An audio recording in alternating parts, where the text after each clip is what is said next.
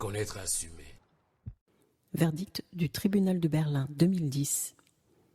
Un tribunal historique a été organisé par l'Afrikarat Berlin, Brandenburg, en collaboration avec la section allemande du Global African Congress et en présence du professeur Capet de Bana, coordinateur international du Conseil mondial de la diaspora panafricaine, le plaignant. Le tribunal a accueilli plus de 300 participants ainsi que des experts et témoins venus du monde entier.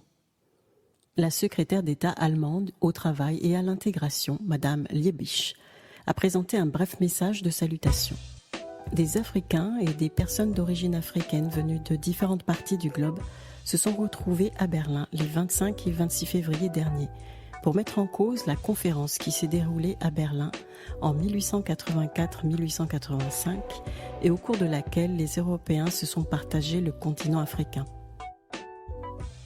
Le tribunal a décrété que le partage arbitraire de l'Afrique effectué il y a 125 ans par les États européens dans le plus grand mépris de la culture, de la souveraineté, des lois et des institutions africaines représente un crime contre l'humanité.